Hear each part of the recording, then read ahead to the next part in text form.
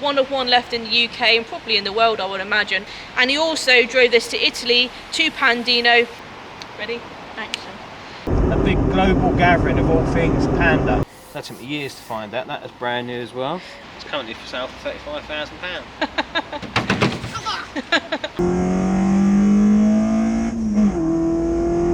Hi guys, and welcome back to another video back on the Driven 24/7 Automotive YouTube channel. Now today we're going to bring my dad's very rare Fiat Panda 45S VIP edition, one of one left in the UK and probably in the world, I would imagine. We're going to bring it back to the channel because I last featured this car, I don't know, at least over 5 years ago on the channel, and I've brought the car back because obviously it's still my dad's ownership because the car is very rare. It's also very brown, and since the car featured last on my channel there's been some OEM kind of upgrades, so I just wanted to do more of an up-to-date feature on the car. My dad's here as well to talk us through some of the nice stuff he'd added onto the car over the years, and he also drove this to Italy, to Pandino, a couple of years ago on a massive road trip, and the car did alright, but we'll talk about that. Yeah, let's just have a more of an up-to-date look around this rare little Panda. And although this is a 1985 Fiat Panda, not only is it rare because it's the one of one, the only one left of this VIP edition, but for this 1985 car it's still only covered 36,000 miles. My dad's had this car for around 4 to 5 years. It does get some looks because it is very brown and it just looks more old-fashioned than it kind of is really.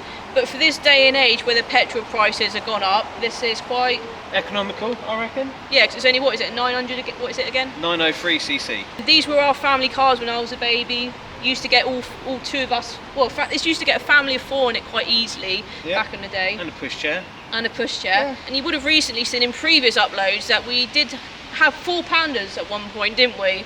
But you're now left with this one, and then we've got my brother's Panda, which is still in your driveway, kind of together but not together. But yeah, you've had this one for quite a while because you love it. Yeah, exactly that. It's just a bit different, isn't it? Let's take a look around the car, and then I think we'll go for a drive in it. We'll talk about the older Pandino trip from what you can remember, because it happened a little while ago now. So let's do that. So let's talk about engine first. What engine's in this again? 903. 903cc. Yeah. And we're starting with the engine bay, because what did you do a little while ago? Took the engine out, changed the sump gasket on the engine while it was out, stripped back all the paint on the lower half of the engine bay, gave it a bit of a refresh. You've also got the spare wheel in here as well. Yeah, that needs a refresh. So this is all this area has had a bit of a refresh. Yeah, to freshen up, yeah. What's another note to take into consideration since the last time we filmed this is the car's a little bit more older, and that means it's a little bit more rustier since the last video. But again, you've got some spare panels. It's a roadworthy project. Carrying on with the front of the car now, and there's a few things that have happened. So again, you've done some paint work over the years to keep it all okay. So shall we talk about the bonnet scoop? Yeah, that's a replica. Some of them used to have it, so mine's got it now. The grille and the spotlights, is that quite a rare thing, isn't it? Yeah, they're rare. Genuine Fiat, stamped on the glass. And it's taken you a few years to collect these, and some of the items are like new but old products, aren't they? Like brand new, but just never been fitted. So I think that's it for the front. You've got a nice little Fiat Italia sticker there as well. Hiding some rust. Is it really? Yeah, some rust underneath that. Bodywork, you know, it's quite shiny. Just need to sort out some other VIP stickers maybe one day. Onto the rear of the car, you've added some retro stickers, including this. You bought this on eBay, didn't you? Yeah. That's quite cool. We've got the original, that's always been there. So on the back, you've got this thing here. Yeah, genuine Fiat accessory. That took me years to find that. That was brand new as well. Oh yeah, so you definitely knew you wanted it, you just had to find one. Exactly that. Exhaust, is that still standard? Yeah, it's a standard, but that was a new one back 3 years ago. Rear, we just need to sort out some plates maybe. Yeah, repainted the bumper. Did you? Yeah. And what was the deal with these wheels again? I know we covered them in the last video, but... They're Panda wheels, but not for this actual car. My one's meant to have like full-size wheel trims. And they did, didn't it? It did come with those. Yeah, it did come with it, but I fitted these wheels because they're a bit more old-fashioned looking. And you got like the Polska Fiat centre sort of Fiat, yeah. Yeah, of course. So did he as well. Look how thin those tyres are. Yeah. We got a practical classic sticker, which has definitely seen better days. And what's this retro sticker you bought? Fido Dido. What was it, a cartoon or something? Yeah, it just used to be everywhere back in the day. Onto the driver's side, again, my dad just needs to get around to treating some of the rust spots, but at the end of the day, it's got an MOT. And I was just saying to Dad, I don't think it's actually really failed in your time of having the car, is it really? Not really, no. It's always gone through. Yeah, exactly. Let's talk about the interior as well. On the interior, this is what makes a VIP a VIP, Dad.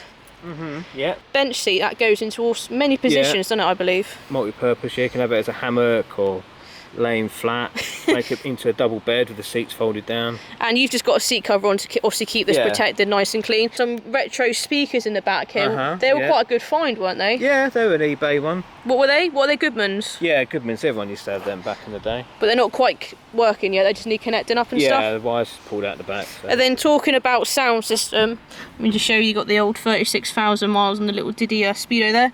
You got this retro radio as well? Yeah, that's brand new in the box. Really? So brand new but old stock, like. Yeah. You like it 'cause you got all the different equalisers. Seisho. Yeah. But again, this is really retro with all the manual equalisers and stuff. This works, doesn't it? Yeah, it does work, just needs the speakers doing. And the most important thing you've added to this car is... A Garfield. And why? Everyone used to have them back in the day. That was... 80s. You've had that for quite a while, stuck Yeah, in a few there. years, yeah. So that was actually the year my dad and my mum drove to Pandino, it was in 2019. And also my dad's just left a little bit of merch, Pandino merch. And we got this nice little, what would you call that? Headrest cover, isn't it? I don't know what it was. It's meant to be something. I think it's a goodie bag. Oh, it's a goodie bag and you've Yeah. made it into a headrest Yeah. cover. That's cool. Oh, it's got a Panda on it as well, so it needs lifting up a bit. Oh, see, it's got 2017 on it. That must be an old one. Oh, Yeah. Only but- been once. Yeah, that's nice. So obviously the car is, you know, starting to show, it's getting older, longer my dad's had it, and again it just needs touching up in places. One big area we need to concentrate on, I suppose, at some point, Dad's the roof. So what's happening here? Just fading, is it? Yeah, I think the sun's just cooking it now. It's just... Patchy and Yeah, the lack splodgy is in it. gone. Yeah, luckily it's on the roof, and if you're not as tall as me, you can't really see it anyway. So you now join us in the Panda, obviously my dad's driving it. I'm just going to talk about, again, in 2019 when my dad drove him and my mum to Pandino, which is a place in Italy. Whereabouts in Italy is it, do you know? Like, North Italy by Milan. so what is it, a yearly thing? Yeah, every year, obviously not for the last couple of years because of COVID, but yeah, it's like a big global gathering of all things Panda. In Pandino. Yeah, And obviously you had classic Pandas there, yeah. normal newer Pandas, Panda 100 horsepowers. You saw some different cars there. Oh yeah, it's amazing, really good. So how many people went from the UK? About 4 Yeah. total. Yeah. But at the actual event, there's like 700 people from all over the world. And how long a trip was that? So it was 2 days of driving to get there. Yeah. And on the way there, it was completely fine, the car, wasn't it? Yeah, pretty much. Yeah, it wasn't too bad really. And what sort of route? What did you drive through? We went from Ashford to Calais Yeah. on the ferry, Yeah. and then all the way through France, Switzerland, and into Italy that way. So once you got to Pandino, obviously that you went there for that event. The journey there was completely fine. Yeah, we stopped overnight just on the Swiss border, Yeah. and then yeah, so split the journey into 2 days to get there. So once you left Pandino, it was on the way back. The car sort of started playing up a bit. Yeah, I think it's just due to really hot weather, you know what I mean? And where did you break down? It was one of the worst countries you could have done, wasn't it? Really? Switzerland on the way home again. Yeah. And you said that was quite expensive there, so that wasn't never ideal. mind. So what happened? It went to a garage, didn't it, or something? I think it was, they had different grades of petrol, and I put the cheap grade in it, and obviously the car didn't like it and it just cut out. So luckily where they took it to, the garage, Or did it get recovered? yeah, we've got it Oh recovered. god, yeah. They kept it overnight, so it means we had to stay in Switzerland overnight. Yeah. And then where the garage was, luckily there's a petrol station, so he sort of managed to get the car started the following day, drove to the petrol station, filled up with good fuel, and that was the end of that. So it's literally just to heat, kind Yeah. of the heat get into the car a bit, because it's Yeah. not used to it, and you putting in some, cheap petrol. and you wanted to know that it wasn't going to be any good for the car, really. No, I didn't know any different. But that was your first ever driving holiday. Yeah. And you did it in an old Panda, and apart from, it wasn't the Panda's fault, the fuel, was it? Nah. So technically the Panda was absolutely fine doing that. Yeah.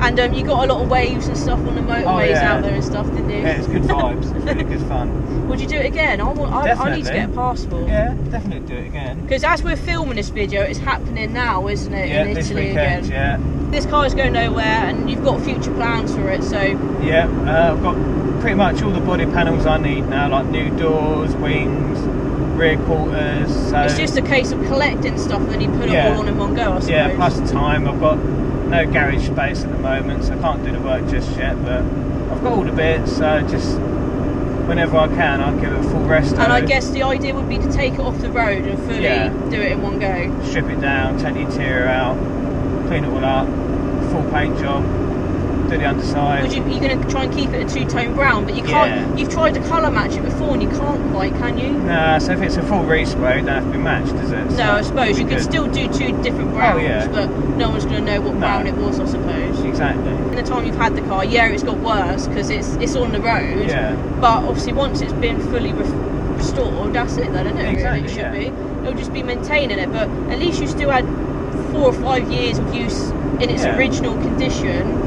And then, like you say, now you've collected all the parts. It's just a case of sticking them on, getting the time to stick them on, and But yeah, you can't see his car going anywhere in the near future. No, I can't replace it. No, definitely not.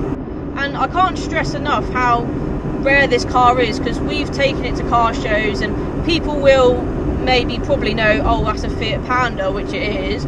But people will just call it a Fiat Panda, which it is, and they won't recognise it's a VIP, and which makes it very rare, or they'll call it a Fiat Panda 4x4. I think it's because it looks different, and so people straight away think, oh, people have heard of the 4x4 model more than the VIP model. And it's quite high up as well, so people think it's 4-wheel drive. But everyone always usually says either, oh, it's a Fiat Panda, that's cool, but they don't know the VIP bit, or they'll just go straight for, that's a 4x4. Yeah. So it's kind of funny, but then also you try and enlighten people, don't you, that it's a VIP edition. But again, unless you're I suppose a Fiat Panda nerd, you're not going to know, are you really? That this is not just a classic Panda, but it is an extremely rare one. So yeah.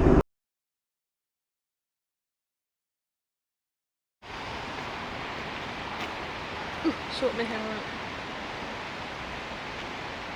It's currently for sale for £35,000. Hey. Hang on. Actually, you've got £35,000 for it. I'd be very chuffed. Anyone would. And now, because we've recently filmed, you were buying. I'm getting this up. What was I buying under? That's the same camera as me. Do you want to buy my one? Can I buy your one? Yeah, you can buy my camera. Chill. Yeah. Ready? Action. It's an on-road project, worthy project. Again, it's an on-road and since that time